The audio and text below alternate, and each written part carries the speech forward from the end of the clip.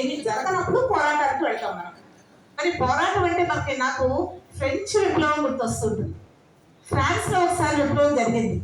ఏంట విప్లవం అంటే కనుక అక్కడ 14వ లూయి అనేటువంటి చక్రవర్తి టైంలో ఆయన చాలా విలాసాలకి బాగా అలవాటయ్యి అంతఃపురంలోనే ఆయన ఏంటంటే ఆ విలాసాలతో తొలతూగుతూ ఉండేవాడు అనమాట. అసలు కనీసం ప్రజల్ని పట్టించుకునేవాడు కాదు 14వ లూయి ఫ్రెంచ్ దేశంలో విషయం.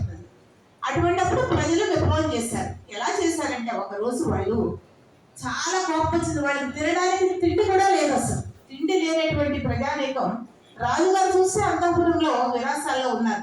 ఒక్కసారిగా ఏం చేశారంటే వాళ్ళలో ఒక ఉద్యమం, ఒక పోరాటం అనేది వచ్చింది. ఎప్పుడైతే మనకి ఏదో రోడ్డు వస్తుందో అప్పుడే పోరాటం వస్తుంది. వాళ్ళు ఏం చేశారంటే అంతఃపురాన్ని ముట్టడించారు. ముట్టడించి we want blood or bread అన్నారు. వీ వాంట్ బ్లడ్ అంటే we want bread or blood, మాకు రొట్టె కావాలి లేదా కనుక మేము రక్తపాతం చేస్తాం, ఉద్యమం చేస్తామని గట్టిగా అరిస్తే ఆ అరుపులు అంతఃపురంలో ఉండేటువంటి ఆ 14వ లూయి చక్రవర్తి గారికి వెరపడితే అక్కడ మంత్రి గారిని అడుగుతారనమాట. ఏమిటి ఇక్కడ ప్రజలందరూ ఏమిటి అరుస్తున్నారు, ఏం కావాలి వాళ్ళకి అని చెప్పేసి అడుగుతారండి. అయితే అక్కడ మంత్రి చెప్తారనమాట, వాళ్ళకి బ్రెడ్ కావాలంట. బ్రెడ్ మీన్స్ రొట్టి, ఆహారం. బ్రెడ్ కావాలని చెప్పేసి అంటే బ్రెడ్ ఇవ్వండి, బ్రెడ్డే కదా ఇవ్వండి అంటాడు. అంటే ఆయనకి ఆ రాజుగారికి 14వ లూయి రాజుగారికి అక్కడ దేశంలో అక్కడ ఏం జరుగుతుందో తెలియట్లేదు అనమాట ప్రాబ్లం. అయితే బ్రెడ్ ఇవ్వండి అని చెప్పేసి, రొట్టె కదా ఇవ్వండి అని చెప్తే, రొట్టె లేదండి మనకి, మన దేశంలో ప్రజలకు ఇవ్వడానికి ఆహార పదార్థాలు లేవు, మీన్స్ రొట్టె లేదు అని చెప్పేసి ఆయన చెప్తారు. రొట్టె లేకపోతే ఏమైంది, కేక్స్ ఇవ్వండి అని చెప్పేసి అంటాడు ఆయన. అంటే ఆయనకి రొట్టె లేకపోతే కేక్స్ సప్లై చేయడం అనేది అంత ఈజీ అని చెప్పేసి ఆయన అనుకుంటారు.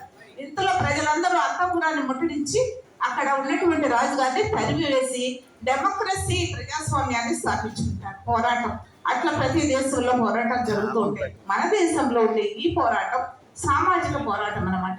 ఇక్కడ ఏంటంటే సామాజిక స్వాతంత్రం, ఆర్థిక స్వాతంత్రం, రాజకీయ స్వాతంత్రం అనేవి ఉంటాయి. కాబట్టి మనకు రాజకీయ స్వాతంత్రం వచ్చింది, ఆర్థిక స్వాతంత్రం వచ్చింది.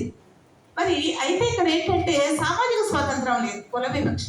ఇటువంటి వివక్షని డాక్టర్ బిఆర్ అంబేద్కర్ గారు ఆయన ఫేస్ చేశారు. అవమానాలు, ఎన్నో అవమానాలను పొంది దాన్ని నిర్మూలించాలి అని చెప్పేసి ఆయన రకరకాల అవమానాలు ఎక్కడ మంచినీటి చెరువుల దగ్గర, బావుల దగ్గర, స్కూల్లో ఉండేటువంటి ఒక చిన్న బాలుడికి అవమానం కలిగితే ఎంత బాధగా ఉంటుంది. కాబట్టి ఆ స్కూల్ దగ్గర నుంచి పై వరకు ఆయన పొందినటువంటి అవమానాలని కంప్లీట్గా ఆయన వివక్షతని వ్యతిరేకించి చివరికి రాజ్యాంగ నిర్మాతగా, రాజ్యాంగ డ్రాఫ్టింగ్ కమిటీ చైర్మన్ అనేటువంటి ఆ పదవిని అధిరోహించి మన దేశానికి ఒక గొప్ప వైతాళికుడిగా పేరు పొంది మనందరికీ కూడా స్ఫూర్తిగా నిలిచాలి అనడంలో నేను చాలా సంతోషపడుతున్నాను. ఈ చిన్న ఉపన్యాసాన్ని మీరు దయచేసి అర్థం చేసుకుంటారని ఆశిస్తున్నాను. Thank you very much. Thank you.